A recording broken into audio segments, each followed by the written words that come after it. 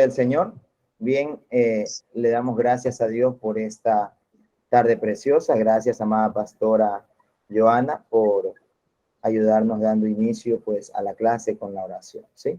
Voy a silenciar los micrófonos para Cogieron las 5 de la poder tarde. dar inicio a la clase.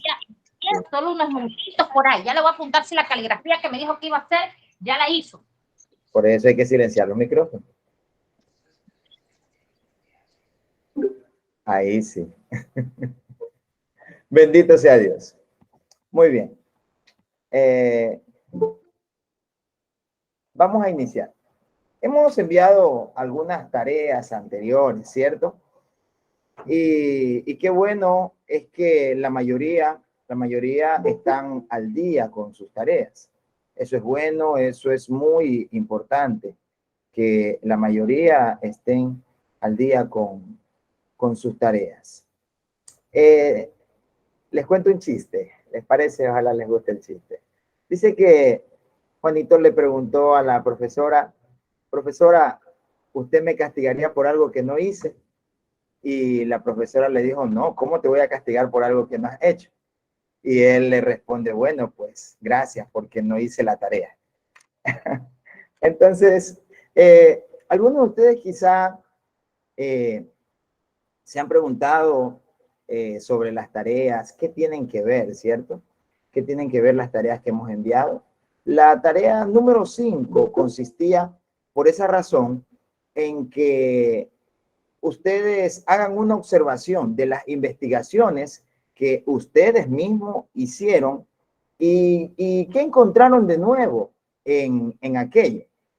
En realidad, en esa parte, sí, la mayoría no ha entregado todavía esa tarea, en sí, la mayoría no ha entregado esa tarea. Y pues también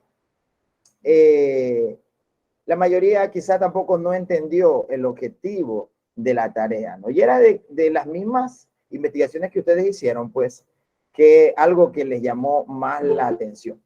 Por esa razón, yo he tomado ciertas tareas, no he podido tomarlas todas, porque imagínense, si tomara yo todas las tareas, de todas las tareas tomara yo, ¿cómo hago para poder presentar toda la cantidad de diapositivas que hay?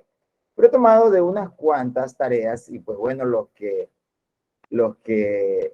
van a ver ahora las diapositivas van a identificar si es su tarea o no. ¿Sí?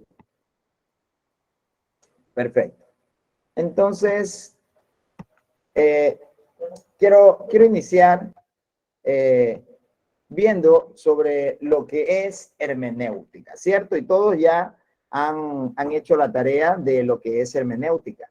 Y dice acá una de las tareas, algo que me llamó mucho la atención, dice, la hermenéutica es de importancia vital, siempre lo ha sido y más en la actualidad, pero lamentablemente no hay conocimiento de ella. Se la restringe muchas veces al análisis de estudios bíblicos, pero en realidad debería ser estudio obligatorio y necesario de todas las personas y de todas las disciplinas para evitar ambigüedades, malas interpretaciones, tergiversaciones de toda índole. En sí, la hermenéutica se ocupa de interpretar correctamente un texto, para lo cual hay que tener en cuenta el texto en su contexto, el género literario, la época en que fue escrito, porque las palabras van teniendo una evolución histórica en el tiempo y en las culturas que se las emplea. El destinatario, los textos, paralelos propios y ajenos, para afirmar o desvirtuar el texto en análisis. Un término que se usa como sinónimo de hermenéutica es exégesis, del verbo griego exegiomai, que significa explicar, exponer e interpretar. Finalmente, una hermenéutica bíblica es de gran importancia debido al poder de la palabra de Dios. Hebreos 4:12 enseña, ciertamente la palabra de Dios es viva y poderosa y más cortante que cualquier espada de dos filos. Penetra hasta lo más profundo del alma y del espíritu, hasta la médula de los huesos y juzga los pensamientos y las intenciones del corazón. Las escrituras ofrecen mucho poder para aquellos que estudien sus contenidos y busquen aplicar sus principios a sus vidas hoy. Entonces, tenemos nosotros acá lo que es hermenéutica, ¿cierto? Tenemos acá nosotros lo que es hermenéutica, cuáles son sus objetivos. Estamos viendo para qué nos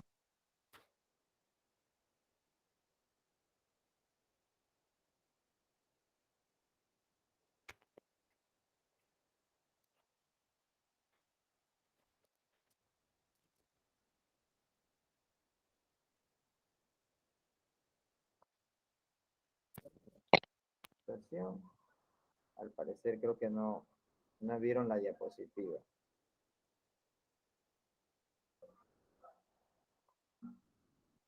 Un momentito, regálenme un minuto.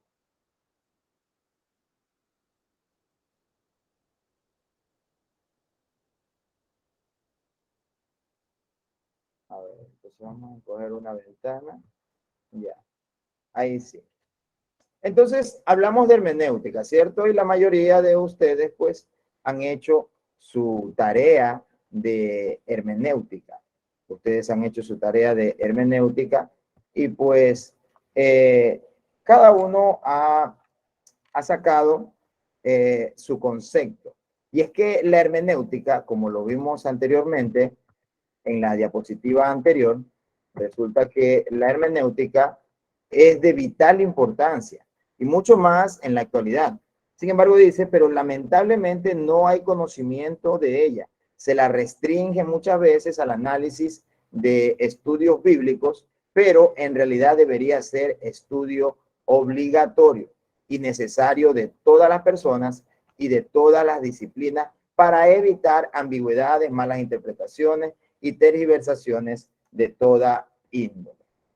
Entonces, cuando nosotros hablamos de lo que es hermenéutica, estamos hablando de un estudio inductivo de la escritura. Nosotros empezamos a indagar en algún pasaje bíblico que a nosotros nos está llamando la atención, que resulta que a cada uno de nosotros este pasaje bíblico nos está haciendo preguntas.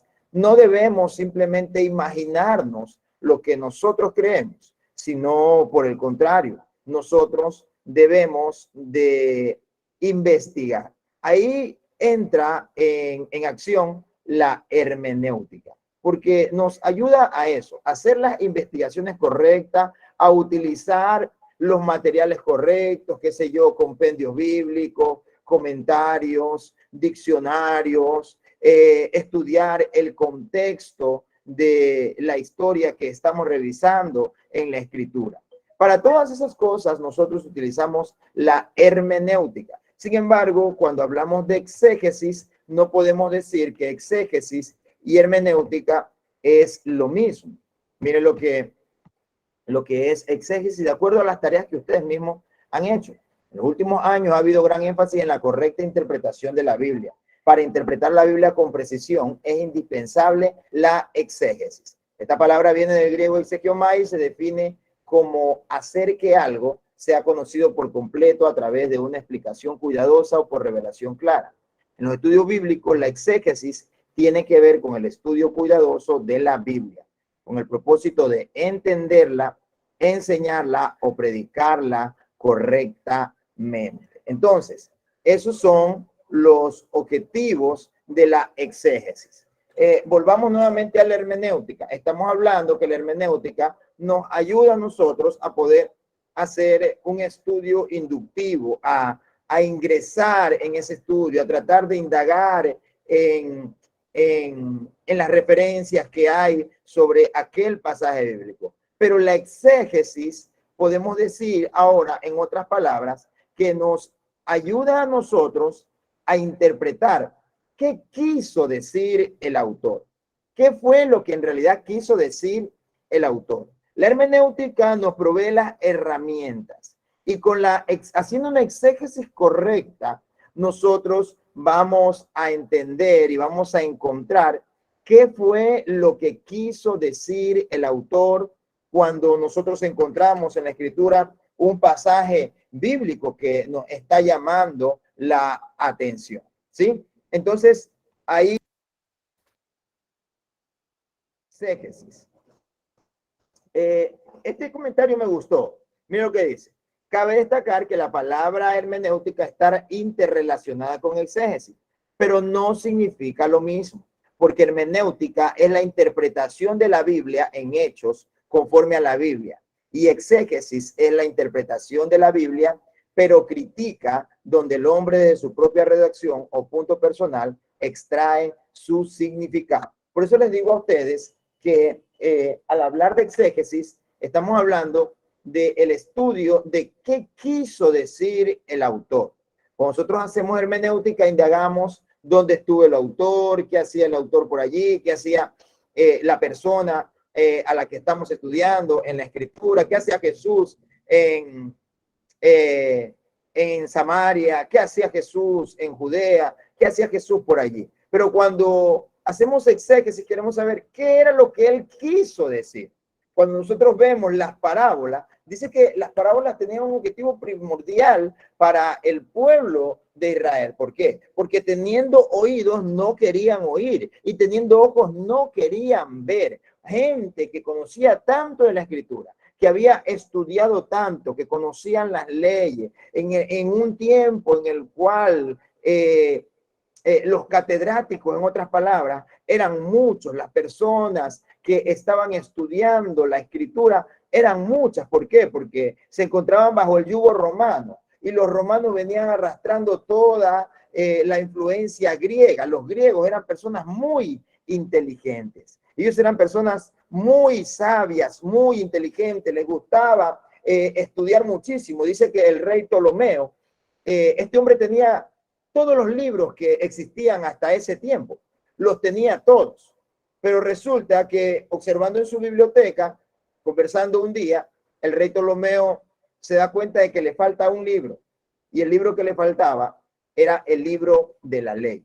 Le faltaba el libro de la ley al rey Ptolomeo y los escritos que habían de los libros históricos, poéticos, entre todo lo que estamos hablando del Antiguo Testamento. Se lo lograron conseguir todos para él, pero el problema era que no estaban en griego. Entonces el rey Ptolomeo decidió llamar a 70 varones de Israel, a 70 ancianos. Llamó a 70 ancianos y les dijo que le tradujesen esos escritos. Cada uno por su propia cuenta tenía que hacer la traducción del hebreo en el que estaba escrito al griego. Cada uno, no era que cada uno iba a tener una parte, otra parte y otra parte, no. Cada uno tenía que hacer una traducción. Entonces él iba a tener, si estos se equivocaban, él iba a tener 70 antiguos testamentos, porque cada uno iba a tener algo diferente. Pero resulta que aquí ocurre algo milagroso, y es que los 70, por eso a esto se le llama la Septuaginta, los 70 no variaron en ni tan siquiera una palabra. Oiga, qué tremendo es lo que ocurrió en ese momento. Estos 70 hombres no variaron en tan solamente una palabra de todo lo que habían traducido. Y es por eso que se llama esto la Septuaginta. Cuando usted empieza a indagar en los escritos griegos, los manuscritos griegos, y busca la Septuaginta, usted va a encontrar precisamente aquello que tradujeron estos ancianos judíos. ¿Y qué importante es eso? ¿Qué quiere decir esto? Que todos ellos veían las cosas de una misma manera, que todos ellos tenían un mismo pensamiento. Esto quiere decir que todos ellos habían aprendido de la misma forma. Por esa razón, ellos no se equivocaron. Imagínense, los pusieron en 70 lugares diferentes, cada uno en una habitación, y ahora sí, traducir palabra por palabra, libro por libro. Eso debe de haber sido un trabajo sumamente extenso, un trabajo sumamente duro para ellos, porque traducir del hebreo al griego es muy difícil, es muy difícil. Las siguientes traducciones que vienen del griego al latín, del latín al español, del español al castellano, fueron un poco más fáciles, y aún así nosotros encontramos hoy en día, en la actualidad, muchísimas Biblias, ¿cierto? Hay muchísimas Biblias y resulta que hay cositas que unas no concuerdan con otras. Pero qué hermoso lo que ocurrió con estos hombres. ¿Por qué? Porque tenían un solo pensamiento. La segunda tarea que estuvimos viendo trató sobre qué significa doctrina y sana doctrina. Doctrina es un conjunto de ideas firmes, escuche bien esto, con una posición en la sociedad categórica. De esta manera logran establecer un estilo de vida para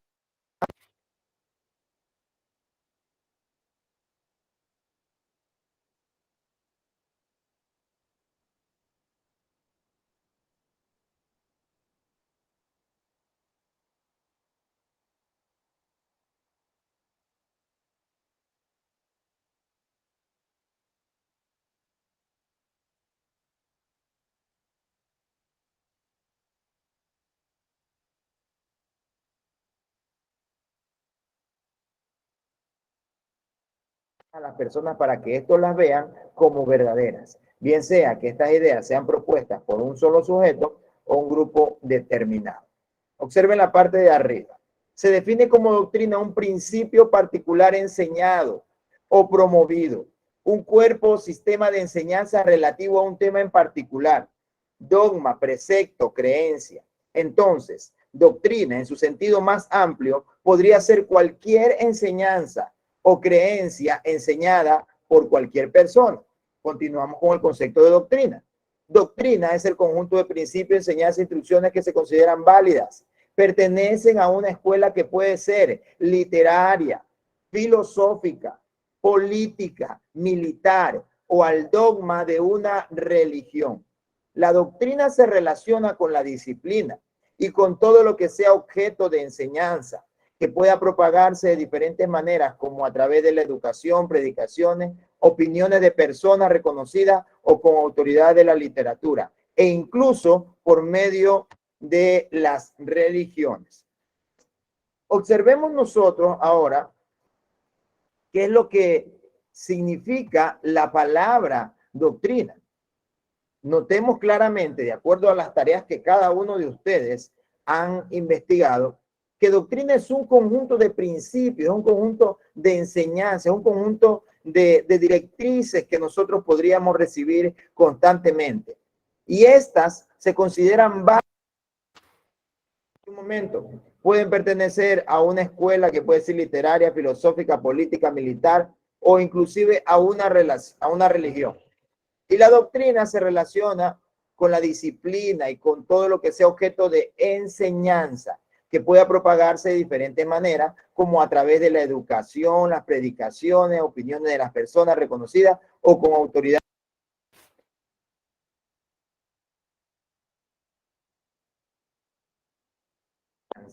Que se transmite. Y una vez que se la transmite, quienes la aprenden,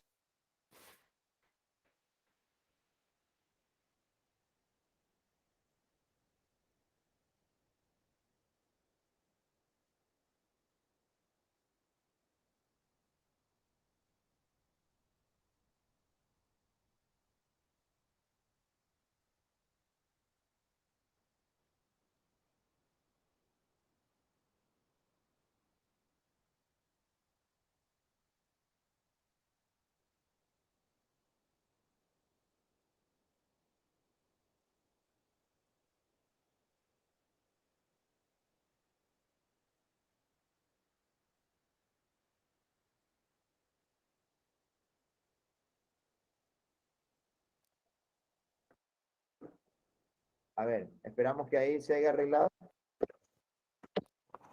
A ver. Entonces, cuando hablamos de doctrinas, ahí sí me escucha. ¿Sí? Ahí me escucha mejor quizá. Sí, ya. Entonces, cuando hablamos de doctrina, estamos hablando de cosas que pueden considerarse irrefutables. O sea, estas cosas dentro del marco, en el lugar donde se encuentren, son cosas que no pueden o no deben de ser cambiadas. Ese es el concepto de doctrina, una enseñanza, a la cual todos los que pertenecen, sea una secta, sea una religión, sea a una institución inclusive, deben de seguirla y de aplicarla como les ha sido enseñado. Ahora hemos investigado también el concepto de sana doctrina y ahora entramos en nuestra área, en el área religioso-espiritual, ¿no? ¿Qué es sana doctrina? Escuchen bien, estas son las tareas de ustedes mismos. Nos enseña acerca de un Dios justo, santo, que no aprueba el pecado, pero que nos ama suficientemente para sacrificar a su Hijo a nuestro favor y libertarnos del pecado. La sana doctrina de un Dios santo produce gente santa. La Escritura dice, sé santo porque yo soy santo. Esto es una comprobación indiscutible. Si eres mentiroso, la sana doctrina te dice quién es el padre de la mentira. Si eres ambicioso, la sana doctrina te dice qué es lo que más amas. Si odias, la sana doctrina te afirma que no amas a Dios. Si fornicas, la sana doctrina te dice a dónde irás realmente. Si eres cobarde, la sana doctrina te dice que no entrarás a la vida eterna. Si no te arrepientes, la sana doctrina te dice que estás en condenación.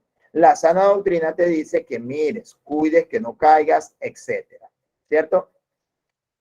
¿Qué más encontramos nosotros como sana doctrina? Esta tarea me gustó mucho.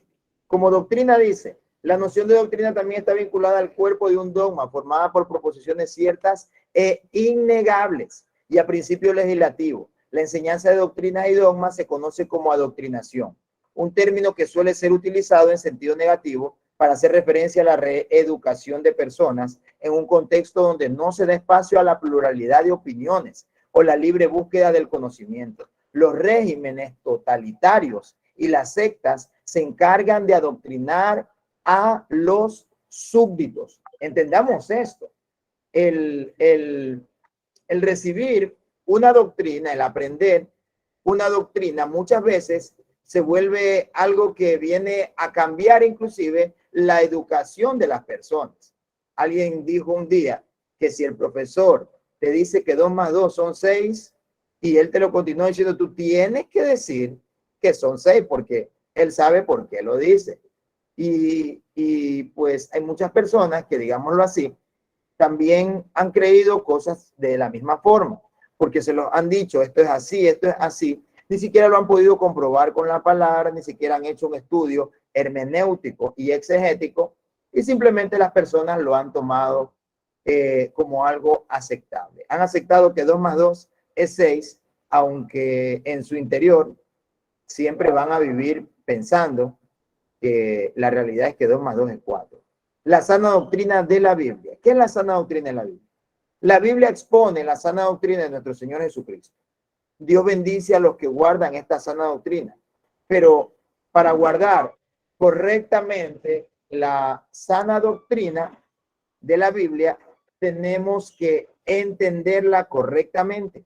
La sana doctrina de la Biblia incluye los mandamientos, las enseñanzas, las leyes y los principios que pertenecen a la fe que salva y nos ayuda a vivir una vida en victoria. Cuando se habla de sana doctrina, se debe tener en mente que esta puede ser, y de hecho tiene que ser, algo en primer lugar verificable. Si usted usa con convicción la expresión sana doctrina para hacer referencia a las enseñanzas que emanan de una iglesia, recuerde que la expresión contiene la palabra doctrina y que todas las doctrinas son o no verificables usando la escritura. Por tanto, si decidimos usar la expresión sana doctrina, tengamos presente que esta expresión hace referencia a verdades bíblicas y estas verdades proviniendo de Dios son 100% verificables y comprobables usando la escritura. Entonces, ¿cómo nosotros identificamos si las doctrinas que estamos aprendiendo o que estamos enseñando son las correctas? Es cuando nosotros las podemos verificar y comprobar con la Sagrada Escritura. La semana pasada estuvimos hablando también nosotros sobre lo que son los métodos de interpretación, ¿cierto? Y resulta que dentro de los métodos de interpretación, nosotros encontramos un método llamado el método teológico. El método teológico es lo que también utilizó el apóstol Pedro cuando el apóstol Pedro hace su discurso a todos los judíos que estaban allí celebrando el día de Pentecostés y habían venido de todas partes a celebrar aquella fiesta, el apóstol Pedro empieza a predicar. Luego de haber estado durante todos esos días en ayuno y oración en el aposento alto, y si usted observa el libro de Hechos en el capítulo 2, todo el mensaje del apóstol Pedro, en el capítulo 2, el capítulo 3, usted observa el mensaje del apóstol Pedro, usted se va a dar cuenta de algo muy importante. ¿Y sabe qué es? Es que el apóstol Pedro viene confirmando la magnificencia de Jesús y viene comprobándole a todos los judíos y prosélitos que se encontraban en aquel lugar desde el Antiguo Testamento, desde el mismo Génesis, luego pasa por los libros de la ley, luego pasa por los salmos, pasa por los profetas, para comprobarles a ellos que Jesús era el Hijo de Dios. Cuando vemos nosotros el discurso de Esteban, por el cual luego Esteban es apedreado y muere, resulta que Esteban hace prácticamente lo mismo. Utiliza un método que hoy en día nosotros podríamos reconocer como el método teológico. ¿Por qué? Porque va desde el principio de la escritura, demostrándole a las personas con la palabra de Dios la deidad de Jesucristo y que Él era Dios hecho carne en medio de los hombres. Entonces, las doctrinas que nosotros enseñamos o las doctrinas que nosotros aprendemos deben de pasar por ese filtro también. Por ese filtro en el cual nosotros podamos comprobar lo que decimos, no solamente por lo que hemos escuchado, sino por lo que nosotros podemos comprobar con la palabra misma, no usando tan solamente un pasaje bíblico, porque es así como se han creado la mayoría de sectas falsas, la mayoría de religiones falsas. Es así como estas se han creado. De esa manera, tomaron un pasaje bíblico, lo tergiversaron a su manera y ahí está una nueva doctrina para el mundo, y como la gente está buscando lo más fácil, entonces empieza a aceptarlo. Mira esta tarea que me gusta. Desde que tengo memoria, una de las expresiones más usadas en las esferas evangélicas es aquella de la sana doctrina. Sana doctrina por aquí, iglesias de la sana doctrina por allá, etcétera. Pareciera ser que el único criterio, o al menos el más importante, para avalar o descalificar un ministerio, para recomendar o no a una iglesia, es si estos abrazan la sana doctrina. Es apenas natural concluir que si todo en el mundo evangélico parece girar en torno a la expresión sana doctrina, sería igual de relevante saberla definir tan explícita y correctamente como fuera posible. ¿Sabe cuál es el mayor problema que tienen las personas hoy en día al expresar sus verdades o sus doctrinas o lo que ellos están enseñando? Es que les es tan difícil poderlos comprobar con la escritura. Por eso es que muchas veces las conversaciones se convierten en discusiones. ¿Por qué? Porque simplemente yo tengo la razón y aunque no la pueda comprobar, tengo la razón. Aunque no tenga los argumentos suficientes, tengo la razón y tú estás mal. Simplemente así. Por eso es que el mundo evangélico ha perdido mucho terreno dentro de las personas que se están preparando en diferentes áreas. ¿Por qué? Porque el mundo evangélico ha decidido hacer simplemente las cosas, ha decidido simplemente hacer y enseñar las cosas a su manera. Y hay cosas que no pueden ni siquiera comprobarlas correctamente con la escritura. Si yo digo que los mentirosos se van al infierno, que los fornicarios se van al infierno, entonces yo tengo que comprobarlo con la escritura. No simplemente tengo que decírselo a las personas. Tú te vas al infierno por esto, tú eres salvo por esto, tú no eres salvo por esto y cosas así. Y la gente ha decidido dejar la palabra de Dios a un lado y simplemente decir las cosas como ellos las consideran. Por eso dice, esta tarea me gustó, que dice que Es apenas natural concluir que si todo en el mundo evangélico parece girar en torno a la expresión sana doctrina, sería igual de relevante saberla definir tan explícita y correctamente como fuera posible. La mayoría de personas que dicen ellos ser defensores inclusive de la sana doctrina, ni siquiera conocen los pasajes bíblicos de lo que están hablando. Eso es un gran problema. Ya lo hemos hablado en clases anteriores. Y es que usted está en lo correcto si usted hay algo que no comparte. Si hay algo que usted no comparte, usted está en lo correcto, no lo comparte. Algo no le gusta de lo que yo estoy hablando, estoy enseñando, está en lo correcto. Así debe de ser. Aquí usted no está para aceptar todo lo que dice el pastor Marvin. Eso no es lo que yo enseño. Yo no enseño que la gente reciba todo lo que yo hablo a vista ciega y a oídos sordos. No, yo enseño a que la gente pase las cosas por el filtro de la palabra. Usted compruébelo con la palabra. Usted busque la guía, la dirección del Espíritu Santo, compruébelo y usted de esa manera podrá o aceptar o rechazar lo que le está siendo enseñado por mí o por cualquier otra persona. Pero usted no simplemente puede aceptar lo que alguien dice o lo que alguien le enseña así nada más. Usted tiene por eso que aprender. Usted tiene que aprender y por eso es que en este seminario lo que estamos tratando es no simplemente de enseñarle a la gente lo que nosotros tenemos propuesto, una malla curricular, cuántas materias, no. Lo que queremos enseñarle a cada uno de ustedes es que aprendan a estudiar también por sí mismos. Sana doctrina, mira lo que dice acá. Es un conjunto de enseñanzas, instrucciones y principios sistemáticamente ordenados, pertenecientes a una escuela que persigue el objetivo de formar criterios y valores cristianos para cimentar y fortalecer a los creyentes en una sana fe, preparándolas para determinadas tareas y formas de vida. La sana doctrina es importante porque nuestra fe se basa en un mensaje específico. Toda doctrina de la iglesia contiene muchos elementos, pero el mensaje principal se define claramente. Cristo murió por nuestros pecados. Conforme a las escrituras, que resucitó al tercer día, conforme a las escrituras, estas son incuestionables, buenas nuevas, y son de vital importancia. Cambiar ese mensaje y la base de la fe hace que cambiemos a Cristo por algo diferente. Nuestro destino eterno depende del escuchar la palabra de verdad, el evangelio de vuestra salvación. Mire, esta tarea que va de la mano con lo que significa doctrina y sana doctrina, que fue la tarea número 4, si no me equivoco, o fue la número 5. No, la 4 fue. Investigar el significado de la palabra dogma y liturgia.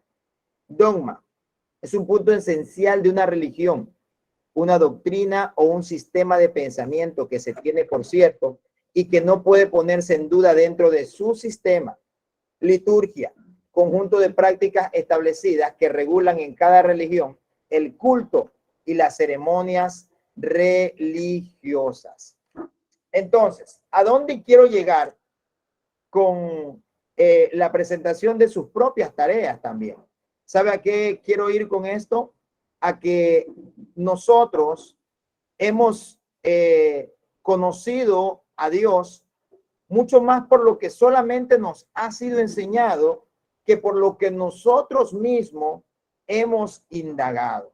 Solamente hemos aceptado muchas cosas, hemos simplemente tomado algo y con eso nos basamos.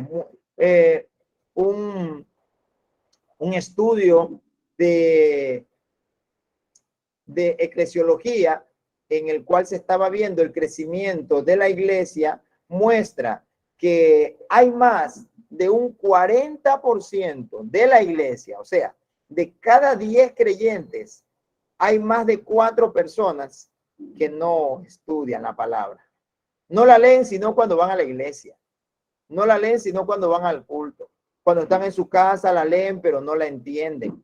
No indagan en lo que les está siendo enseñado. O sea, vamos a una campaña, vamos a un culto y vino un predicador y dijo algo y simplemente lo tomo nada más. Uy, Dios me habló esa noche.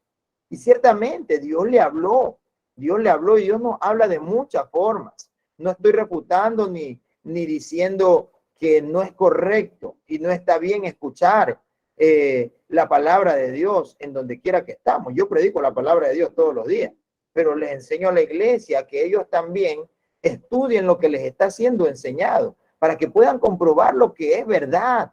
El apóstol Pablo por eso dice, hablo verdad en Cristo y no miento, porque él enseñaba y hacía que los demás también estudien lo que les estaba enseñando. Entonces, ¿qué pasa?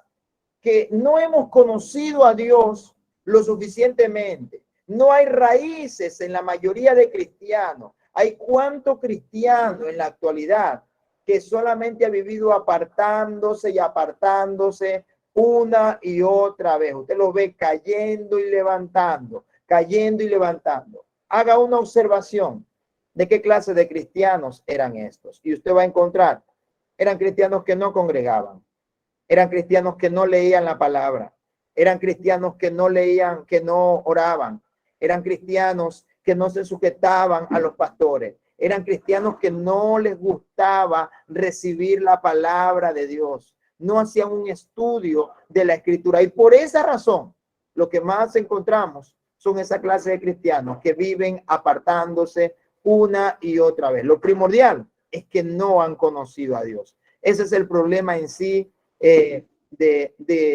la realidad de cada uno de ellos. Esa es la razón primordial por la cual ellos tienen este estado. ¿Por qué? Porque la iglesia se ha llenado de muchos dogmas. Mira lo que dice el dogma, de acuerdo a las tareas que ustedes mismos hicieron. Es el punto esencial de una religión, una doctrina, un pensamiento. Y miren lo que dice, esto es lo peligroso. Se tiene por cierto, no puede ponerse en duda dentro de su sistema. ¿Cuántos cristianos inclusive muchas veces han sido aislados de las iglesias? ¿Por qué? Porque le han dicho a un pastor, por ejemplo, pastor, sabe que eso no estoy de acuerdo con lo que usted estaba diciendo. Sabe, yo he estado indagando y no estoy de acuerdo. Y ¿sabe cuál es el mayor problema? El mayor problema está en que el pastor cometió el grave error de no enseñarle al hermano. Mira, ve, lo que yo te estoy enseñando es por esto y es por este otro. Simplemente con usted no se puede hablar, hermano, usted está confundido, hermano, a usted el diablo le ha cegado el entendimiento, hermano, usted por esa razón, usted no va a poder participar porque usted está confundido, usted no sé a quién estará escuchando, qué será. ¿Y por qué no le enseñó mejor? ¿Sabe por qué? Porque muchas veces no tenía el argumento. ¿Con cuántos predicadores muchas veces yo he escuchado a predicadores y luego he podido conversar con ellos, le he dicho, mira, tú hablaste de esto y de este otro, y sabes, en realidad eso no fue correcto, no está bien, no está bien. Tú no enseñaste una herejía, ciertamente, pero enseñaste algo que no es bíblico. Es simplemente filosofía, razonamiento, dogmas. Dogmas. Es lo que más se ha enseñado en la iglesia. Los dogmas. Y por eso la gente no ha conocido a Dios. Porque la gente lo que ha conocido es los dogmas, las doctrinas. Miren lo que es liturgia. Liturgia es un conjunto de prácticas establecidas que regulan en cada religión el culto y las ceremonias religiosas. El problema de los dogmas, las liturgias, no, es que la iglesia debe de hacerse así. El culto tiene que manejarse bajo este orden. El culto tiene que tener este horario fijo. Hasta esta hora exactamente, no podemos pasarnos de un minuto más ni un minuto menos. El mensaje tiene que tener exactamente esto. Usted no ve en este tiempo, como muchas veces estamos tan afanados por el poder del Espíritu Santo. No está mal. Pero resulta que las iglesias muchas veces han caído en el error, que tienen 2 horas de alabanza. La gente danza 2 horas, remolinea, da vuelta. Qué hermoso gozarse. Pero resulta que luego solamente tienen 15 minutos de predicación, 10 minutos, o simplemente no hubo prédica. ¿Y qué es lo que se dice allí? Ah, es que en esta noche el Espíritu de Dios se derramó grandemente y ya basta, con eso es todo. ¿Cuántos cristianos muchas veces han ido a un culto? Han ido a un culto y ha habido presencia de Dios manifestada y palabra de Dios. Pero como la gente se ha acostumbrado a no escuchar, a no vivir pendiente de lo que la palabra de Dios dice, ¿sabe qué pasa? Cuando usted le pregunta, oye, ¿te acuerdas del mensaje que predicó? No, no me acuerdo, pero estuvo hermoso el culto. Yo dancé todita la noche. Oye, ¿y te acuerdas de lo que enseñó el pastor? ¿Qué enseñó? No sé, pero la alabanza estuvo hermosa. La hermana, el hermano que cantó, wow, qué unción, qué poder. Esa gente hay que traer. La gente, lastimosamente, hoy en día, hay una gran parte de creyentes que les gustan más las manifestaciones antes que el conocimiento de la palabra de Dios. A esto le llaman, es que eso es pura letra. Y pues la letra mata y el espíritu te vivifica. Esto se trata de hacer una unificación entre letra y espíritu. Porque cuando tú tienes conocimiento, escúcheme bien, el conocimiento produce iluminación. La iluminación produce revelación. La revelación produce transformación. Y la transformación produce una verdadera manifestación. Cuando usted está en realidad enfocado en querer conocer la palabra de Dios, eso lo va a iluminar. No, en realidad necesito conocer más.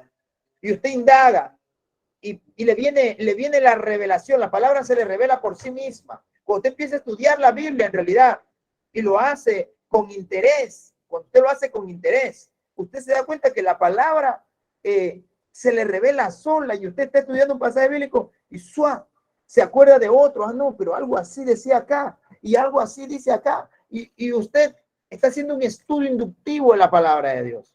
Produce una revelación. Esa revelación produce una transformación a su vida. Su vida está siendo transformada porque el conocimiento de Dios ha producido iluminación. La iluminación ha producido revelación. La revelación ha traído una transformación a su vida. Usted ya no va a caminar de la misma forma. Usted no va a vivir de la misma forma. Usted no va a ser la misma persona a partir de allí. Y la transformación produce lo último, manifestación. Yo no creo en aquellos hombres que dicen tener grandes verdades y resulta que no tienen aceptación, no tienen aceptación. ¿Sabe qué quiere decir?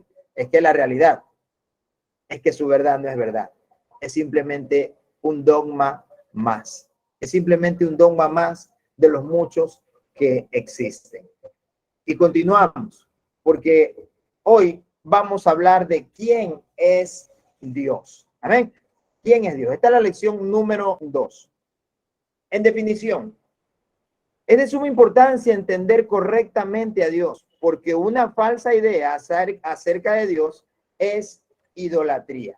En el libro de los Salmos, capítulo 50, en el verso 21, usted empieza a tomar su Biblia, por favor. Empieza a tomar su Biblia. El libro de Salmos, capítulo 50, verso 21, dice: estas cosas hiciste y yo he callado. Pensabas que de cierto sería yo como tú, pero te reprenderé y las pondré delante de tus ojos. Mire, en este salmo, Dios reprueba al hombre impío con esta acusación. Y se lo vuelvo a repetir. Pensabas que de cierto sería yo como tú. Este es un salmo profético. Es un salmo profético en el cual Dios le está diciendo al hombre: tú no eres como yo y yo no soy como tú. Entonces, para empezar, de una buena manera de resumir la definición de quién es Dios, Él es el ser supremo. Él es el creador, el gobernador de todo lo que hay.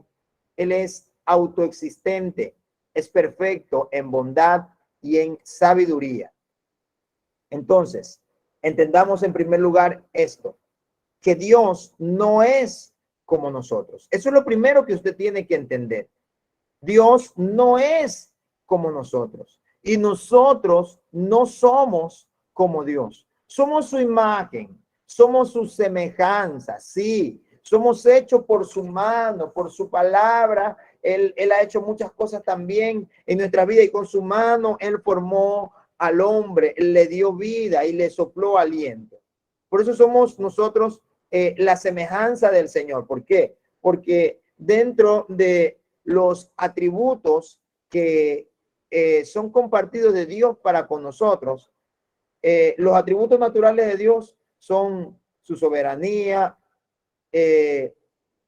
su poder, cosas que nosotros no tenemos. Pero los atributos que Dios sí comparte con nosotros es su amor, es su justicia, es su bondad, es también su misericordia. Son atributos que Dios también comparte con cada una de nuestras vidas. Pero entendamos algo, Dios no es como nosotros. Por eso nosotros no podemos enseñar a Dios como nosotros creemos que Él es, sino conforme a lo que la Escritura dice de Él. Amén. No podemos decir, ay, no, es que Dios es así simplemente porque yo pienso o yo creo que es así. Dios no es como yo. Dios no entra en sí en esta cabeza tan pequeña. No entra en su totalidad aquí. Mi conocimiento no puede alcanzarlo en su totalidad al Señor. Mi razonamiento no puede llegar a entender por completo a Dios, sus planes, su designio, su voluntad. Por eso yo necesito conocerlo. Por eso necesito conocerlo. Porque por razonamiento yo no voy a entender a Dios. Porque por filosofías humanas y huecas y vacías, yo no voy a entender a Dios. Pero cuando yo estudio su palabra, ¿sabe? Yo entiendo algo. Y es que hay cosas para las cuales no tengo respuesta. Pero sé que a los que aman a Dios todas las cosas les ayudan a bien. Hay cosas que yo no puedo alcanzar a entender de Dios y decir el por qué Dios lo permitió así en mi vida. Hay cosas que no puedo aún. Tengo yo ya 17 años en el Evangelio. Hay cosas que yo no entiendo. Yo no entiendo por qué han pasado en su momento. Pero luego han pasado años y años y yo he podido asimilarlas a mi vida y he entendido que a los que aman a Dios simplemente todas las cosas le ayudan para mí. Yo, por ejemplo, un día no entendía cómo puede ser que vengo de predicar en una campaña, vengo de ganarme como unas 40 personas allá en aquella campaña y al siguiente día salí orando de mi casa, salí leyendo la escritura, y haciendo todo lo correcto, lo que yo considero que debo de hacer. Y tengo un accidente en el cual casi me muero. Yo no entendí eso por muchos años, pero por eso nunca cuestioné tampoco a Dios. Pero hoy en día, ¿sabe? Eso se ha vuelto el motor de mi vida. El accidente que tuve se ha vuelto el motor de mi vida. ¿Sabe por qué? Porque hoy en día yo entiendo que la vida no me pertenece a mí, que Dios me devolvió la vida y que ahora yo tengo una misión. Es la de amarle, seguirle y servirle.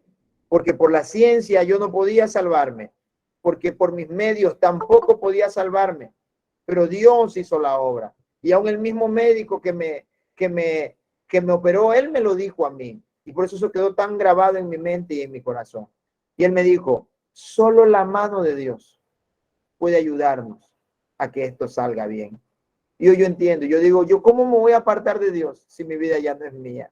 ¿Cómo voy a dejar a Dios si en realidad es por Él que estoy vivo? ¿Quién es Dios entonces? Veamos la naturaleza del Señor. Sabemos que ciertas cosas acerca de Dios son verdad por una razón. En su misericordia Él ha condescendido a revelarnos algunas de sus cualidades. Dios es espíritu por su naturaleza intangible. El libro de San Juan, capítulo 4, versículo 24, dice que Dios es espíritu y los que le adoran en espíritu y en verdad, tales adoradores son los que el Señor busca. Dios es uno, pero existe en tres personas: Dios Padre, Hijo y el Espíritu Santo. Nosotros vemos en el libro de Mateo, encontramos nosotros esa manifestación gloriosa en la cual encontramos cómo se revela el Padre, cómo se revela en aquel momento el Hijo y cómo también se revela el Espíritu Santo en el libro de Mateo capítulo 3, verso 16, donde dice, y Jesús después que fue bautizado, subió luego del agua. Y aquí los cielos le fueron abiertos y vio al Espíritu de Dios que descendía como paloma y venía sobre él. Y hubo una voz de los cielos que decía, este es mi Hijo amado en quien tengo complacencia. Entonces Dios es uno, pero existen tres personas: el Padre, el Hijo y el Espíritu Santo. Ninguno hace algo por su propia cuenta. Por eso es que Dios es uno. Dios es infinito. Primera de Timoteo, capítulo 1, en el verso 17, dice algo muy importante. En el capítulo 1, versículo 17. Espero que ustedes también estén tomando su Biblia para ir comprobando lo que la Escritura nos está diciendo. Y dice, por tanto, al Rey de los siglos, inmortal, invisible, al único y sabio Dios, sea honor y gloria por los siglos de los siglos. Amén. Dios también es incomparable. Segunda de Samuel, capítulo 7, en el versículo 22. Miren lo que la Escritura también nos dice acerca de Dios. Por tanto, tú te has engrandecido, Jehová Dios, por cuanto no hay como tú, ni hay Dios fuera de ti, conforme a todo lo que hemos oído con nuestros oídos. Entonces, entendemos que Dios es incomparable. En realidad, sus maravillas, las cosas que Él hace, no tienen comparación. Por eso estos son los atributos, esta es la naturaleza de Dios. Dios es infinito, Dios es incomparable, Dios es inmutable. Cuando hablamos de inmutable, estamos hablando de que Dios no cambia, el Señor no cambia. Mire lo que dice el libro de Malaquías en el capítulo 3, el verso 6. Mucha gente cuando escucha Malaquías cree que solamente es para hablar del diezmo, pero no es así. Dice Malaquías capítulo 3, verso 6. Porque yo, Jehová, no cambio por esto, hijos de Jacob, no habéis sido consumidos. Dios dice, yo no cambio, yo no cambio. Y porque yo no cambio, que ustedes no han sido consumidos. Porque si yo hubiera cambiado en todas las dispensaciones hasta este momento, ¿saben? Ya no hubiera tenido paciencia con ustedes. Porque en cada dispensación el hombre fracasó, como lo vimos anteriormente. Pero Dios es inmutable, su amor es inmutable, sus oportunidades son infinitas para con cada uno de nosotros. Es su voluntad soberana por encima de todas las cosas en nuestra vida. Dios existe también en todas partes. Mira lo que dice el libro de los Salmos en el capítulo 139, en el versículo 7. Dice así, ¿a dónde me iré de tu espíritu? ¿A dónde huiré de tu presencia? Si subiera a los cielos, allí estás tú.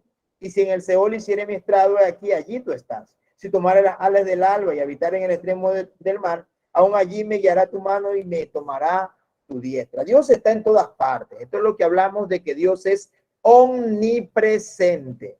Es omnipresente. El siguiente atributo de Dios es que Dios lo sabe todo. En otras palabras, Dios es también omnisciente. Dios es omnisciente. El libro de Mateo, en el capítulo 11, en el verso 21, dice, ay de ti, Corazín, y ay de ti, Betsaida, porque si en Tiro y en Sidón se hubieran hecho los milagros que han sido hechos en vosotras, tiempo a que se hubieran arrepentido en silicio y en ceniza. Dios les está diciendo a ellos que Él lo sabe absolutamente todo. Y si ellos pudieran asimilar todas las cosas que han ocurrido en la antigüedad, aún los antiguos sí se hubieran arrepentido, pero lastimosamente con ellos había este problema. Otro atributo de Dios es que Dios es todopoderoso. Dios tiene todo el poder y autoridad. Efesios capítulo 1, miren lo que dice la palabra del Señor. Efesios capítulo 1. Hoy he tenido unos pequeños problemitas con esta computadora porque no traje mi computadora de la casa. Y por un momento se me va la pantalla, no sé qué pasa. Efesios capítulo 1 dice, Pablo, apóstol de Jesucristo por voluntad de Dios, a los santos y fieles en Cristo que están en Éfeso. Mira lo que dice, gracia y paz a vosotros de Dios nuestro Padre y del Señor Jesucristo. Y Apocalipsis capítulo 19, en el versículo 6, dice, y oí como la voz de una gran multitud, como el estruendo de muchas aguas, y como la voz de grandes truenos decía, aleluya, el Señor nuestro Dios todopoderoso reina. Entonces, encontramos acá nosotros la naturaleza de Dios, los atributos de Dios. Dios es infinito, Dios es incomparable, Dios es inmutable, o sea, no cambia. Dios es omnipresente, existe en todas partes. Dios es omnisciente, lo sabe todo. Dios es todopoderoso, tiene todo el poder y la autoridad. ¿Cuál es el carácter de Dios? Estas son algunas de las características de Dios como se revelan en la Biblia. En primer lugar, Dios es justo. El libro de Hechos, capítulo 17, en el versículo 31, dice la escritura, en el verso 31, por cuanto ha establecido un día en el cual juzgará al mundo con justicia por aquel varón a quien designó, dando fe a todos con haberle levantado de los muertos. Entonces, Dios es justo. Además de eso, Dios también es amoroso. Eso es lo que también es Dios. Usted jamás puede dejar de pensar en aquello, en lo grande que es el amor de Dios. Dice Efesios capítulo 2, versículo 4. Pero Dios, que es rico en misericordia, por su gran amor con que nos amó. Y mira lo que dice. Aun estando nosotros muertos en pecado, nos dio vida juntamente con Cristo, y por gracia soy salvo. Y juntamente con él nos resucitó, y asimismo nos hizo sentar en lugares celestiales con Cristo Jesús. Jamás usted dude que Dios le ama. Las situaciones pueden ser duras para su vida y para la mía, pero sabe una cosa, eso no va a cambiar el amor de Dios. Eso no va a cambiar, al contrario, en los momentos más difíciles de nuestra vida, en cuando más debemos de mirar al cielo y entender y asimilar que Dios nos ama, que Dios no se ha ido de nosotros, que Dios no nos ha dejado, que Dios no nos ha desamparado, que Dios no nos ha abandonado a ninguno de nosotros, al contrario, Él está allí. Dios es veraz. San Juan capítulo 14, verso 6, el Señor dice, y Jesús dijo, yo soy el camino, la verdad y la vida, y nadie viene al Padre si no es por mí. Además de eso, Dios también es santo. Mira lo que dice San Juan, capítulo 1, primera de Juan, perdón, capítulo 1, en el verso 5, dice, este es el mensaje que hemos oído de él y os anunciamos. Dios es luz y no hay tinieblas en él. Si decimos que tenemos comunión con él y andamos en tiniebla, mentimos y no practicamos la verdad. Dios es santo. Y por cuando nosotros somos sus hijos, debemos de vivir y andar en santidad. Ese es el primer llamamiento que nosotros recibimos. Antes de que usted y yo nos afanemos por un ministerio, o por quién sabe cuántas cosas, usted tiene que entender que tiene que guardarse en santidad, que tiene que vivir en santidad, porque Dios es santo. Dios es santo y Dios nos ha llamado a nosotros a santidad. Por eso el libro de Hebreos dice claramente que sin paz y sin santidad nadie verá al Señor. Y el apóstol Pedro lo ratifica y dice que así como nuestro Dios es santo, vosotros también seis santos en toda, absolutamente toda vuestra manera de vivir. Dios muestra compasión también por nosotros. Segunda de Corintios, capítulo 1, en el verso 3, la escritura dice, ¿sí están yendo conmigo en la Biblia? Dice, segunda de Corintios, capítulo 1, versículo 3, bendito sea el Dios y Padre de nuestro Señor Jesucristo, Padre de misericordias y de toda consolación. Amén. Dios es un Dios misericordioso. Romanos capítulo 9, versículo 15. Mire lo que dice. Pues a Moisés dice, tendré misericordia del que yo tenga misericordia y me compadeceré del que yo me compadezca. Dios también muestra su gracia en nuestras vidas. Romanos capítulo 5, versículo 17 dice, pues si por la transgresión de uno solo reinó la muerte, mucho más reinarán en vida por uno solo, Jesucristo, los que reciben la abundancia de la gracia y del don de la justicia. Dios también juzga el pecado. Nadie crea que puede pecar o que tiene licencia para pecar porque el pastor pecó, el líder pecó, el hermano pecó. Mira lo que dice el libro de los Salmos en el capítulo 5, en el verso 5, dice, los insensatos no estarán delante de tus ojos. Aborreces a todos los que hacen iniquidad. Destruirás a los que hablan mentira y al hombre sanguinario y engañador abominará Jehová. Dios juzga el pecado. Nadie piense que puede pecar y no va a tener consecuencias. ¿Sabe? Entienda usted y yo, entendamos claramente esto. El gobierno de Dios perdona nuestros pecados por su amor, por su gracia y su misericordia. Pero la justicia divina hace que también nosotros, tarde o temprano, sembremos lo que hemos cosechado. Y si sembramos nosotros cosas malas, pues usted no espere sembrar cosas buenas, porque todo árbol malo da mal fruto y el árbol bueno da buen fruto. Pero no puede un árbol bueno dar frutos malos, ni un árbol malo dar frutos buenos. Pero también Dios, a pesar de que Él juzga el pecado, también ofrece el perdón. Salmos capítulo 130, en el verso 4. Espero que usted vaya con su Biblia. Esto, mire, es un ejercicio que estamos haciendo, a ver también qué tanto nosotros leemos la Biblia y qué tan fácilmente podemos encontrar nosotros los pasajes bíblicos. Pero hay en ti perdón para que seas reverenciado. ¿Sabe? Cuando una persona no lee la Biblia, está pegada, tiene las hojas. Pero cuando una persona sí lee la Biblia, las hojas no se le quedan pegadas. Usted puede encontrar fácilmente los pasajes bíblicos. ¿Quién es Dios? ¿Cuál es su obra? Entienda esto. No podemos entender a Dios aparte de sus obras, porque lo que Dios hace procede de quién es Él. Esta es una lista abreviada de las obras de Dios, pasadas, presentes y futuras. En primer lugar, Dios creó al mundo. Lean los pasajes bíblicos, ya estamos ya en las 6 de la tarde y quiero terminar con esta clase hoy, pero a usted les queda leer los pasajes bíblicos.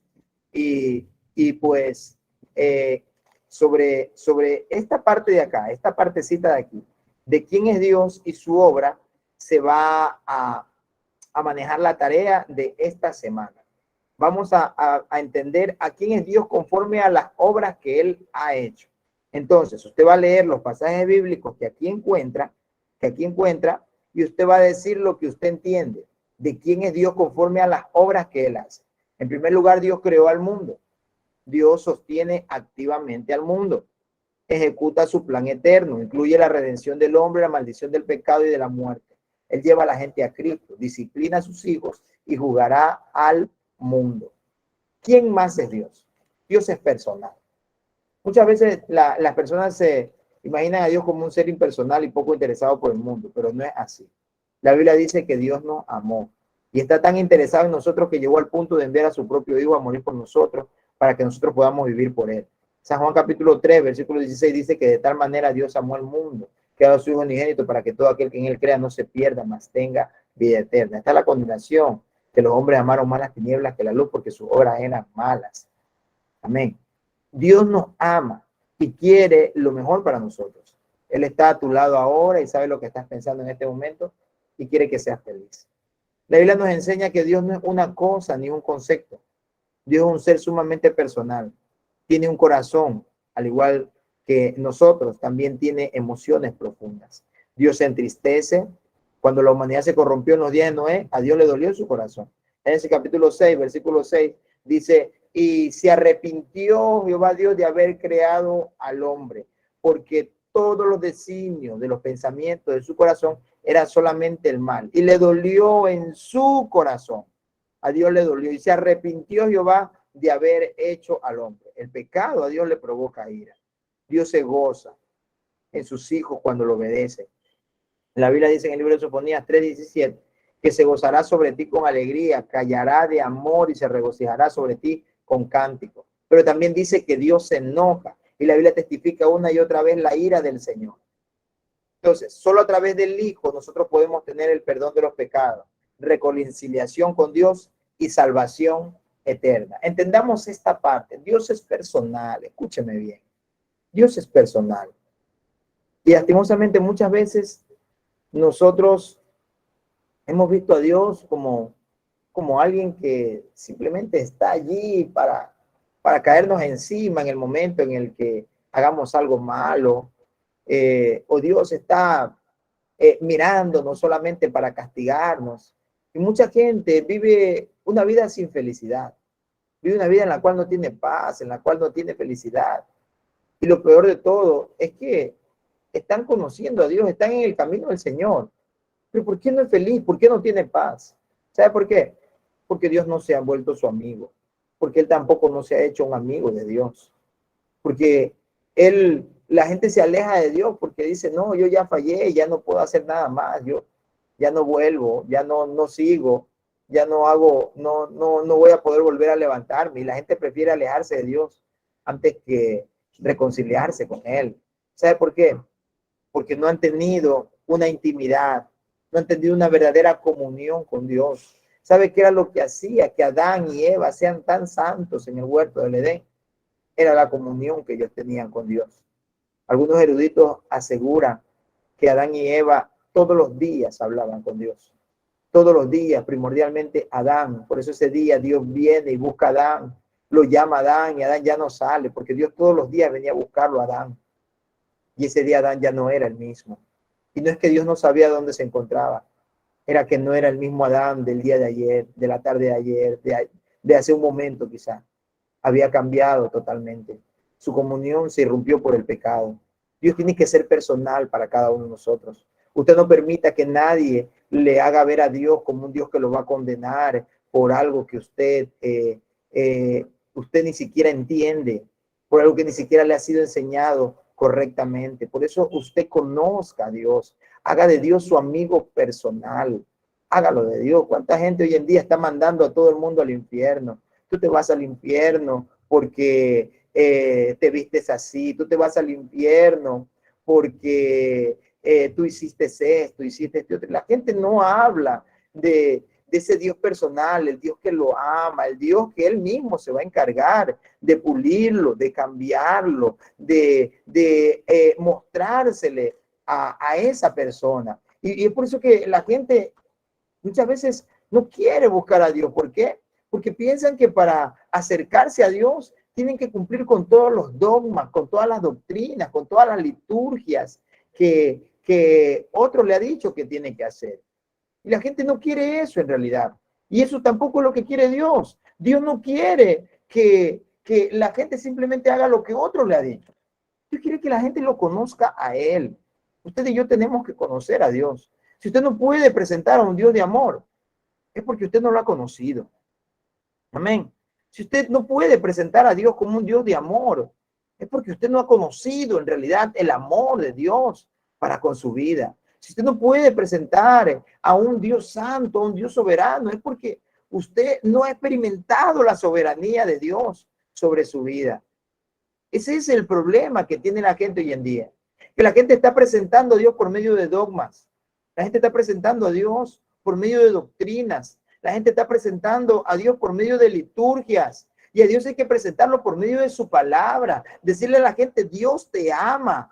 Tú estás mal, tu pecado ciertamente te va a llevar a la condenación, pero Dios quiere librarte de aquello.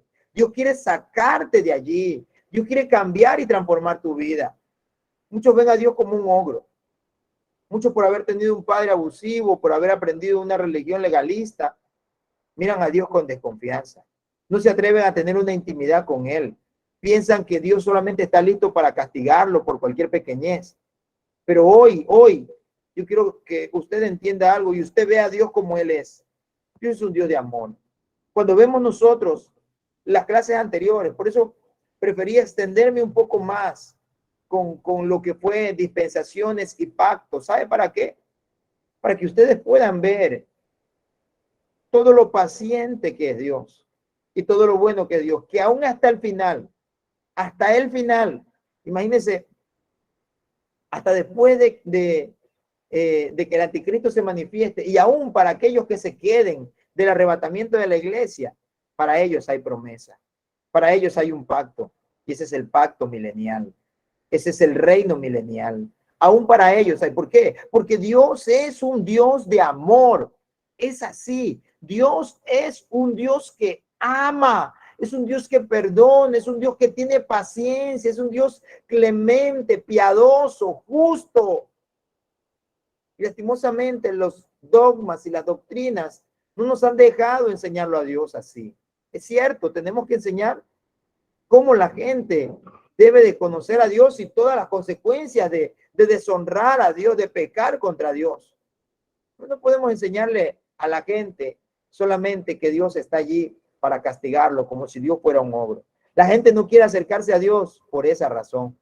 ¿Por qué es tan difícil hoy en día acercarse y ganarse a un homosexual, ganarse a una lesbiana, ganarse a una prostituta, ganarse a un sicario, ganarse a un drogadicto? ¿Sabe por qué? Porque esa gente no les ha sido presentado un Dios de amor. A ellos no les ha sido presentado un Dios de amor. Y lo primero que ellos dicen, no, es que para ir a la iglesia tengo que hacer esto y tengo que hacer este otro, porque eso me dijo mi mami, eso me dijo mi papi, eso me enseñaron mis familiares y todo eso.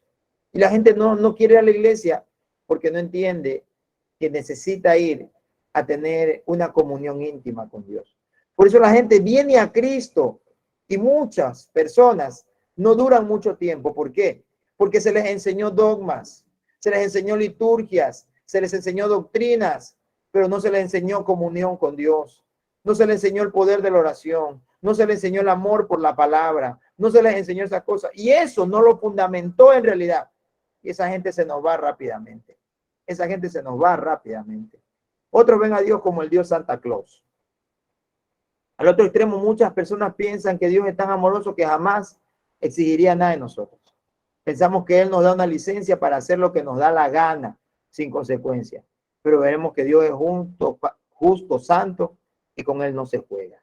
¿Saben? Muchas personas creen que Dios es así nomás. Como Santa Claus que vemos en las películas, ¿no? Y viene y le pregunta al niño, ¿cómo te portaste este año? Y el niño le dice, me porté bien, ya, ¿qué quieres de regalo? Dios tampoco es así. Dios tampoco es así. Un Dios al que podemos engañar. O un Dios que no le importa lo que nosotros hagamos. Vivamos como vivamos, andemos como andemos, hagamos lo que hagamos. Eso es ver a Dios como un Dios Santa Claus. Y Dios tampoco es así. Dios es un Dios justo, santo, pero también es un Dios correcto. Dios es un Dios correcto y con Dios no se juega. El libro de Proverbios dice que nadie puede poner fuego en sus senos sin que sus vestidos ardan, ni puede caminar con sus pies sobre brasas sin que sus pies se quemen.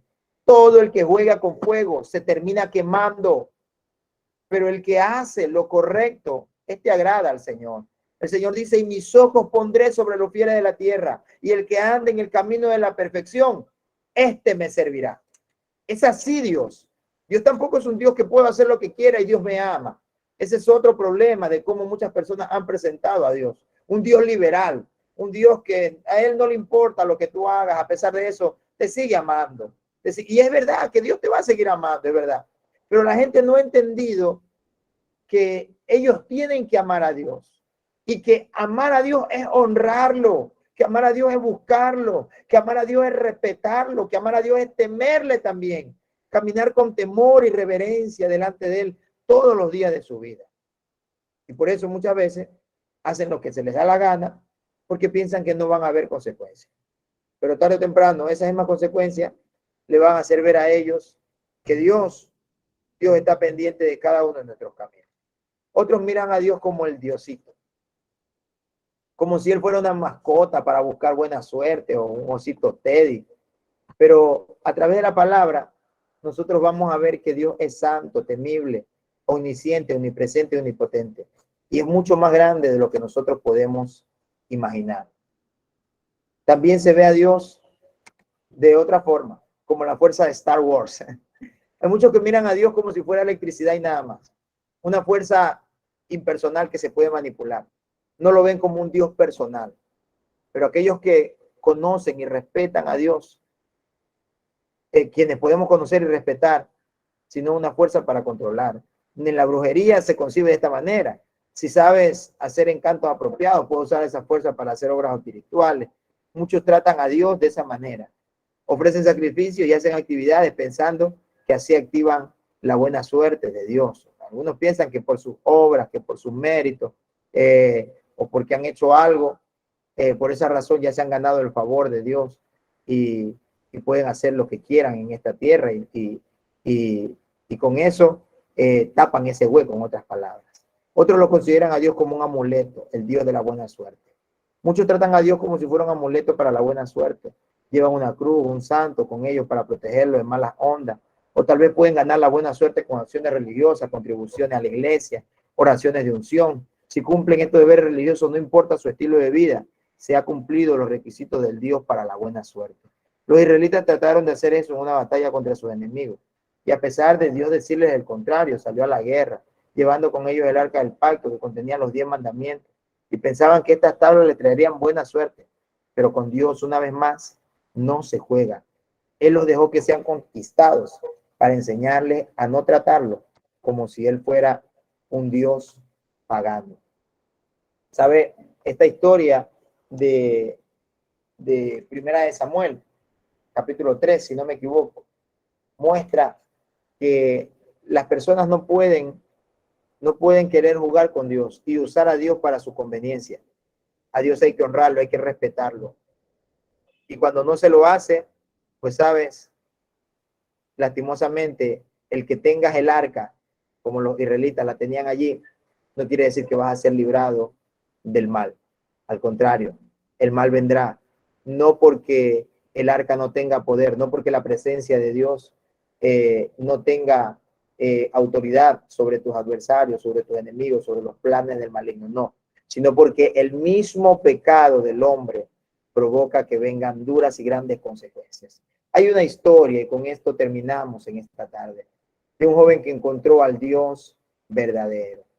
Esta historia, vamos a ver de quién se trata. Mire lo que dice: un joven de 18 años caminando en un campo, se desata una tormenta terrible, con truenos, relámpagos, lluvias a cántaros. Un rayo se estalla casi encima de este joven y aterrorizado se tira a la tierra, gritando, clamando a Dios: Señor, si me salvas de esta tormenta, te serviré el resto de mi vida. Muy pronto se escampan los cielos y el joven, respirando con fuerza, mojado de sudor, queda llorando en la arena. Su papá, un hombre de negocios, serio, nunca cariñoso, quería que su hijo entrara a estudiar leyes, pero el joven no pudo renegar su voto. Él quiso ingresar a un monasterio. En el día de su ordenación, este joven se llenó con anticipación de celebrar la Santa Cena por la primera vez delante de su papá. Tal vez pudo por fin ganar su aprobación.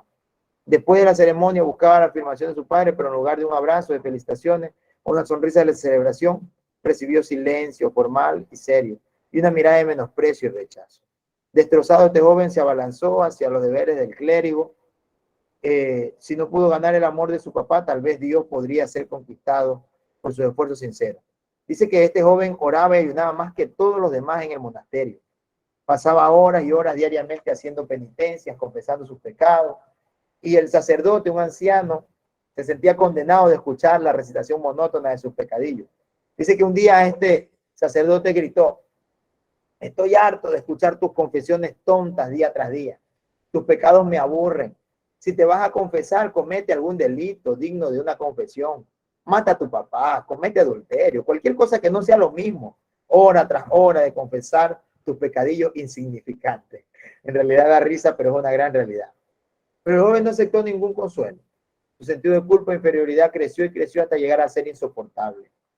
Estaba a punto de suicidarse, volverse completamente loco, con sentidos de culpa que cargaba.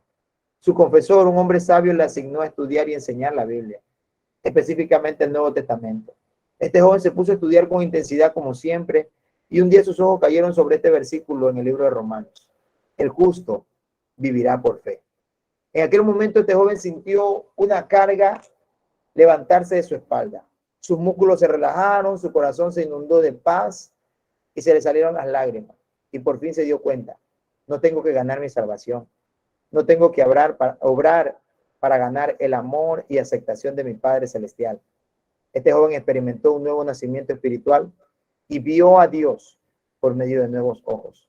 Y llegó a liderar todo un movimiento basado en esta nueva enseñanza de la gracia y de la fe. Este movimiento se llamó la Reforma Protestante y este joven se llamaba Martín Lutero. Aquí hay una frase muy importante y con esto espero se entienda el propósito de esta clase. Cuando no se conoce a Dios, tenemos conceptos erróneos acerca de Él. Cuando a Dios no se lo conoce, lo único que hacemos es errar. Y errar significa fallar al blanco. Eso es lo que significa esta palabra: fallar al blanco. Y eso es los problemas de cuando no se conocen, no se conoce realmente a Dios. ¿Alguien tiene alguna pregunta por acá? Ya les voy a activar los micrófonos. Si alguien tiene alguna pregunta. Por cierto, les recuerdo, escriban la palabra presente. Escriban la palabra presente aquí en el chat para poder anotar su presencia en esta tarde, ¿sí? Ahora sí, ya pueden activar su micrófono si alguien tiene alguna pregunta.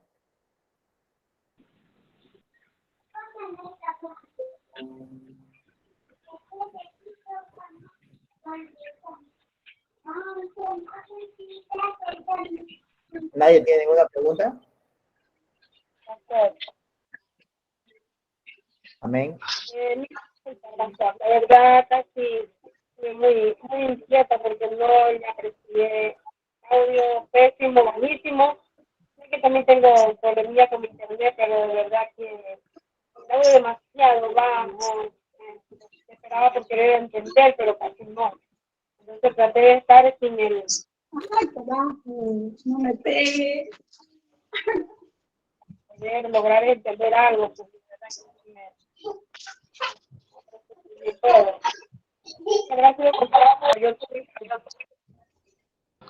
Pero parece que fuera el celular de la pastora Joana, creo que es verdad, porque suena feo cuando ella habla. Si no se le entiende, pastor, a usted. Sí, amado pastor, de verdad que creo que sí, creo que la verdad por eso me pido mil disculpas, porque ahora se apagaba y sentía porque trataba de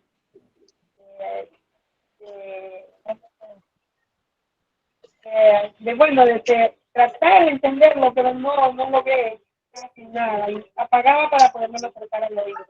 Ah, bueno, tendría que escuchar la clase nuevamente. Ya le envío, cuando les envíe el video. ¿Alguien más? ¿Alguien que tenga alguna pregunta? ¿O algo que quiera aportar? Ah, mi pastor, Dios le bendiga. Yo no le he podido enviar los deberes, pero sí hay oportunidad todavía para enviarle, ¿no? Dice que Juanito le preguntó a la profesora, ¿usted me castigaría por algo que no he hecho? Y ella le dijo, no, ¿por qué lo voy a hacer? Entonces no me va a castigar por no enviar las tareas. No he hecho las tareas. Amén, Dios le bendiga, mi pastor. Amén, no hay problema. No hay problema. Hay tiempo para todo. El pastor puede ir a cocinar. Claro, pero tiene que dejarme ver qué cocinó. Arroz con huevo. No importa. No importa. Ya dice que va a cocinar la pastora. Aleluya. Bien, espero que esta clase pues haya sido de gran provecho para cada uno de ustedes, que hayan entendido en realidad la importancia de conocer quién es Dios. Eso es lo más importante en esta clase, que nosotros entendamos quién en realidad es Dios, cuáles son sus propósitos para con los hombres. Eso es lo que interesa, ese debe de ser el fin de cada uno de nosotros. Saber qué es lo que Dios quiere conmigo, qué es lo que Dios quiere hacer con mi vida, cuál es su plan para conmigo. Y que Dios siempre va a tener sus brazos abiertos para aceptarme cuando yo venga a Él. Asimismo, entender que Dios también, si no hago lo correcto, Dios también va a obrar en mi vida, va a tener que castigarme por medio de su justicia. ¿Para qué? Para que yo entienda que tengo que vivir conforme al llamado que Él me ha hecho y que tengo que valorar su amor, su gracia y su misericordia. Vamos a orar en esta tarde y vamos a darle las gracias a Dios por esta tarde preciosa. Por favor, no olviden enviar en el chat, escriban su nombre y la palabra presente. Escriba su nombre, por ejemplo, Pedro Muñoz, presente, ¿sí? Escriban su nombre para que allí podamos tomar el chat y poner en el listado de todos los que han estado presentes en esta tarde, ¿sí? Padre, gracias por esta hora, por este tiempo, por este momento maravilloso en tu presencia.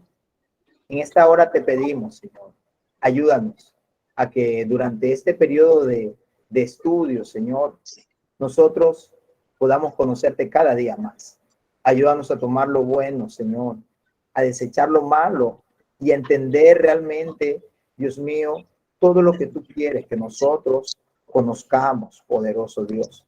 A que cada día pueda despertarse en nuestras vidas ese interés, esas ansias y esas ganas por conocerte tal y cual eres, soberano Dios. Revélate a nuestras vidas, Señor, como te revelaste a los profetas, a los apóstoles, Señor.